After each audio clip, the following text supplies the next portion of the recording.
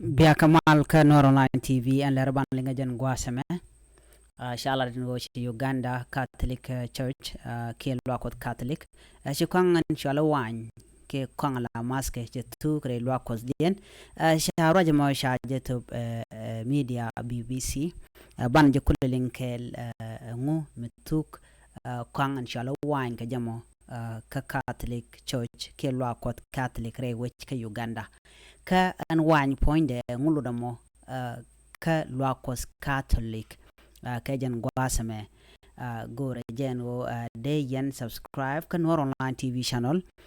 mi jira ma jidit kami she jira ma jidit gore no jen ba der jan wak nasin ko ken tin content ken Nor Online ko bler TV kan chamala shu gasne tin gor kon ken wo de kawten en wala shenga de ka pay de chiron kin daro jen dangro ngwana ba roje ma bana je linga go chit kamene yen ma ko turna me jen wan ke kwanga dan la maske chaje la sculpture ke wi ka ban je ko linga go ngum mutuka je en kwang re we ka Uganda ka Catholic Church gwasame men bana kwen chit kamen sha lingna wen shala no kwang la las ke wi ka ngai kon la wi ka Lwakos gwasa danan shir ka tarbet ke table ke manala ngwa lat ka wide no en komandan la ngwa lat ka wide kente la lat ka wide kwang mashal ka wan chala de no an wanya more Lwakos Catholic entre we ke Uganda ke Lwakos din jare we ke Uganda chala de no jen chetuk ke chetel shi BBC ne din kon tela lere lat chikan la no men yero bi wan be chop re we ke Uganda ke je ke jan gwas mi ke kwang shal ke wan men peno be chop re we ke Uganda ku ko ran tok re we ka Gaza charo ma chaje lat kote we ka Gaza na mo cha kwang che je peno ba jamal nang re we chen bini na mo charo jamo chaje kwen en kwang mo jala lat ke ti dialo re Lwakos mlat ke ritual ke do badan la actual ke lam ko tung nore milem ken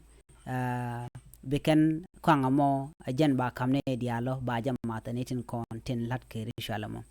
en kwang kel en kwang shala wanya ken telerek re Lwakos den ka kujimo chigana goron beken report ko chetelan tama re we ke Uganda ka Catholic Church yana me cha kwen men cha kulat gwasa me ne kontin la kwar dini kan ka Catholic tin ne kon la bos dini kan shirke men pop kan ne ko ken chicken bos kon tere we ke Uganda chicken jogano antama ko kwang shala wan teleje yen pain kun gore jen wo biya man dan long jen kalane biya jalat biya gwada de yen wan jikteno biya je use ki material kon tege biya kalalet men ko kon lingwas me man chalat ke media na dial ano kwang chal ka wan ni chetel ka Uganda ka Catholic Church ngum bu me je longo kake ano de je report wi mon kele wo kwang mo telejare we dien ka jen gwasmo ngulo dama ken la kana use ke ritual wi yi ko man dan tegatin la kana ran ba jamat ajen